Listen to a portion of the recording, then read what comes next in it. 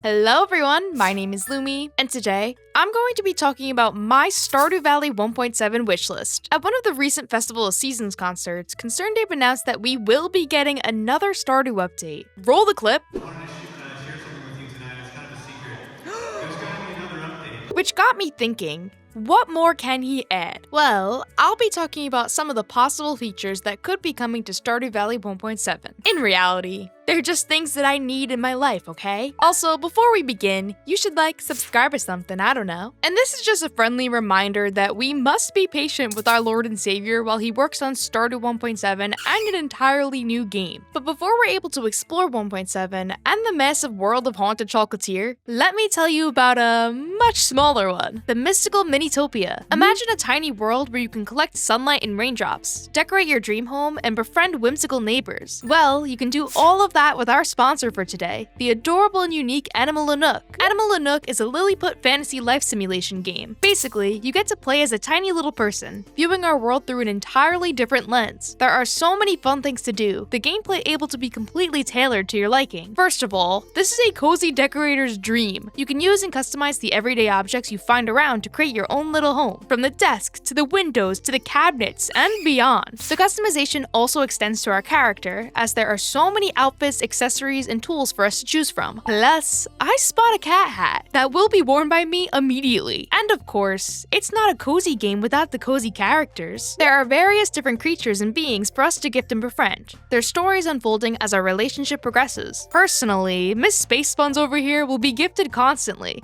There are paintbrushes in her hair. How could you not be obsessed? Plus, like a Pixar movie, everything has that perfect and adorable cartoon feel. Something I'm particularly excited for is the collection and exploration elements of the game. You can collect all of these little treasures, from sunlight and raindrops to coins and buttons. Yes, I'll say it again, sunlight and raindrops. This game is just an immediate yes. If you're interested in this tiny little world, which you should be, wishlist Animula Nook on Steam today. The very first thing that I need in Stardew Valley 1.7, and something that I've seen the entire community craving for the longest time, is anything to do with the bachelors and bachelorettes. First of all, I have to say that for the most part, the dating portion of romancing your favorite is absolutely perfect. I much enjoy the way the progression goes, especially because it actually feels like you're falling in love. I like the 2, 4, 6, 8 heart event timings because it actually feels like you're making your way towards something worthwhile. Then you marry them, and they become a sack of potatoes rotting away in your house as you work from 6 a.m. to 2 a.m. To be honest, you've got the star drop at 12.5 hearts and the 14 heart event to look forward to, but the stale dialogue, the attempt at watering sprinkled crops, is that a word? And the giving up on all of their wildest dreams and passions sort of makes it difficult to care. Don't get me wrong, I will still get married every single save. My baby girl is just way too cute to pass up on. However, I do wish there was some way that we can get a little marriage overhaul. To start,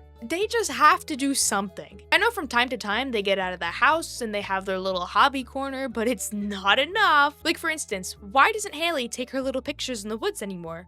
Why can't Sam be skating around town and playing his guitar from time to time? I would love to see them not practically confined to my house like a damn prisoner. Next, we have to address the uselessness. All of the things that they attempt to do around the farm are usually taken care of through automation. We've got the sprinklers, auto petters, and the only thing that they actually help me personally with is watering my cats, because I forget. But what if they were able to help with some of the more tedious and time-consuming tasks that we have to undergo daily? What if we were able to assign them certain things to do? Think of Minecraft Comes Alive, where you're able to assign your husband and your kiddos something to do like mining, farming, etc, etc. I would personally love for my spouse to be able to collect and refill my kegs. So maybe you can assign them to a shed and have a little drop-off pickup area where you can add stuff that you want to refill the kegs with. I think the most important part of an addition like this is control, because it would be really annoying if your spouse just did an important task like that without asking you or telling you first. So like I said, you can assign them to things to avoid that. This last wish regarding romance is a long shot, but since the creator of Stardew Valley Expanded just joined ConcernedApe's team, I think it's become much more likely. Give me more lovers.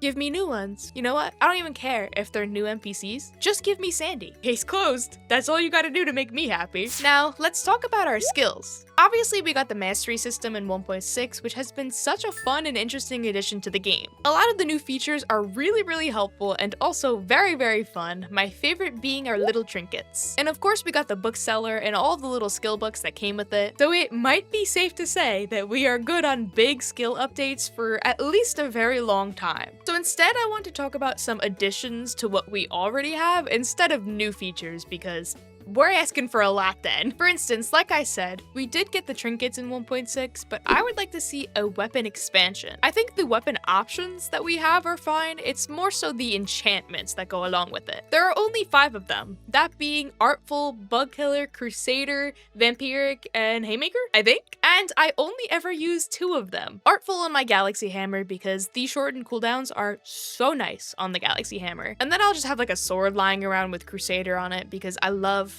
killing the mummies in the mines. It's so satisfying. So I would love to see some new options so we can expand combat even further, which, like, again, might be asking for a lot because for like the 8th time, trinkets. But let a girl slay some monsters in the mines, alright? With new enchantments. Please. Another fun skill-related addition that I would like to see is more animals. Now, I personally don't really care for animals in Stardew Valley. I find it really tedious and I long for the day that I find an auto-petter in the mines. However, they're still cute and I like looking at them. I'm not sure what animal could be added because I'm not well versed in the land of farm animals, but it would be fun to have some new little guys to house on your farm and maybe, just maybe, a new material to collect and use for artisan goods to go with it. Also, with the addition of turtles in 1.6, I would love to have some new little guys that I'll forget to water. Give me like a lizard, a bird, a hamster, I don't know. Just let me become a crazy animal lady and litter my farm with all of my pets. Then to add to that, I think some horse customization would be a very lovely idea. I do love my Gojo horse that I have, but maybe I could give him a break if we had some new fun colored horses that we can choose from. The next wish,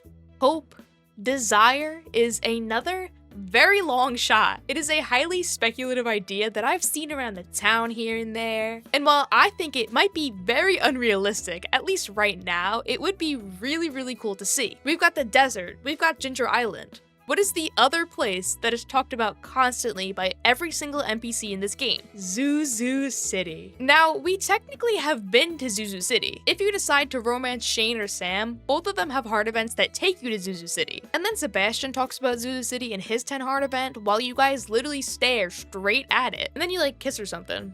I don't know.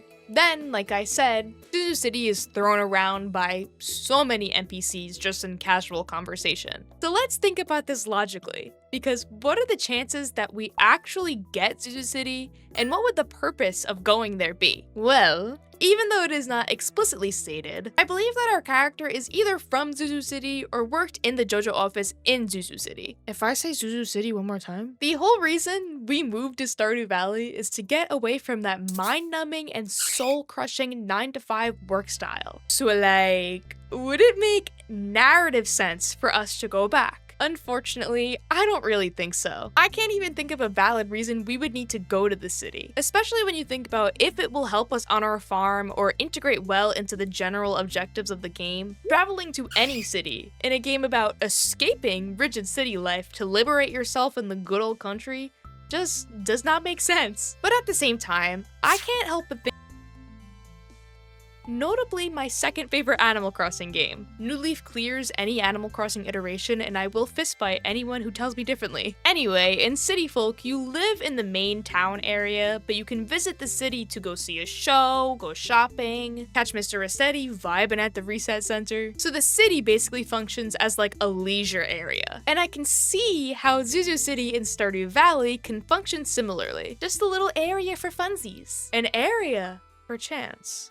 With new characters, new people to date, new lore. Like I said in the beginning, the creator of Stardew Valley Expanded has joined Concerned Ape's team, so I can't help but feel like something entirely new, something big, is in the works. Whether it be a new character or a new area, I don't know, it just feels promising. So Zuzu City might not make sense, but another new area could. Alright.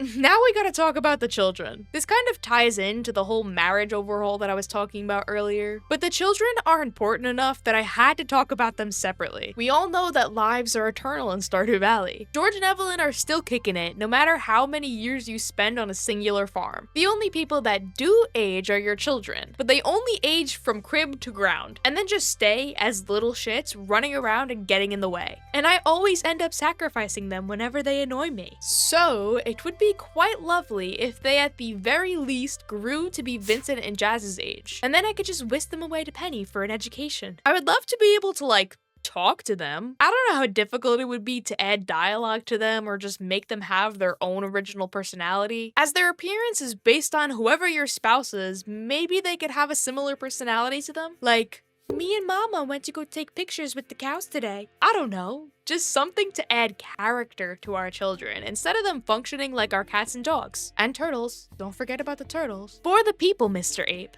Give us human children. A Victorian child would actually croak at hearing that sentence. Now, there are a few little things that I would like to see added, most of which are just additions to what we already have. Firstly, even though I would not have the Meadowlands farm as a go-to farm, it was still fun having a new experience at 1.6. But it seems like the addition of the Meadowlands farm was to compensate for a little gap. We already had farms that focused on each specific skill in the game, so the animal farm was the only thing that was missing. So a new farm type is maybe unlikely, but a new theme would be a cool idea to explore. Farms that encourage the planting of a specific crop type maybe, like a flower farm that also emphasizes the use of beehives and the production of honey. The actual physical features that are present on each farm type seem to encourage a certain type of gameplay. The beach farm, surrounded by water, obviously meant to encourage fishing. But imagine if there were new farm types that had certain attributes or stats to go with them. So to stay consistent with my original example, what if beehives produced honey faster on the flower farm, or the flowers themselves just grow faster? Whatever it might be, themed farms might be a cool idea to explore. I just want a flower farm, to be honest with you. 1.6 also introduced some new mini catalogs, and they are just absolutely adorable. So more new catalogs on top of the 1.6 editions would be very, very nice. Krobus himself already sells one of the new catalogs on top of some other little furniture pieces, so I would love to see a little Krobus catalog, or even just a monster one. The raccoons could sell one, the dwarves can sell one. I always love customization, so just give me more. This is way out there, but along with the spouse portraits, maybe we could get spouse catalogs? It might defeat the entire purpose of Penny's 14 Heart event, but I suppose Penny-themed furniture would be a little bit different than the themes she gives you in her 14 Heart event. So I just want a Haley catalog. That's it. Then, there were a few new festival additions in 1.6. Of course, the beloved Desert Festival was a hit, at least in my head, because I love it so much. So, I would love to see another fall festival. One, because it's my favorite season, both in-game and in real life. And because fall is now the only season with only 2 festivals. The others have 3 or more. So as a diehard fall fan, I'm upset. And I will riot if it's not amended in 1.7. I am kidding, but please, Concerned Ape, do it. Also, I love the inclusion of the new mini-festivals, the 2 fishing events that we got for summer and winter. So new mini-festivals would be fun, just to add some planned activity to do throughout the year. Finally, this is fittingly the last thing that I wanted to talk about because it has to do with our endgame content. The ultimate goal of Stardew Valley is to reach perfection on your farm. And I feel like once we hit the point where we have to start working on perfection, the progression kinda just slows, I guess. I feel like with this past update, the mid-game progression was beefed up quite a bit. Once the community center is done, we've obviously got the entirety of Ginger Island to do, but now we've got Mastery, the Raccoon Shop, the Bookseller, amongst many more new additions. But then, after that, we've just got perfection. What I think would be a cool addition is more things like the movie theater and Pam's house. Community upgrades after the community center is done is literally limited to those 2 things. Maybe we can make use of empty areas, such as the railroad, to just fill it up with something. The only person I ever see up there is Linus, so it would be cool to have some foot traffic going up there. Like, I don't know about you guys, but I don't think I've ever used the bathhouse. I'm no game designer, So I can't even begin to think of what upgrade would be most fitting in this situation. But then I think to another one of my favorite farming sims, Sunhaven. Sunhaven's got like 4 million areas you can live in, but the main area has a few little upgrades that you can contribute building materials to, and then it will build something. One of which is a clothing store. And my lord, would I go apeshit if Concerned Ape gave us a clothing store. It is literally Emily's calling. You can move the sewing machine to the store and add a bunch of new accessories, clothes, hats, etc, etc. And then speaking of hats, let me upgrade the Hat Mouse hut. The little guy deserves an upgrade. He's been cooped up in that shack for what? For what?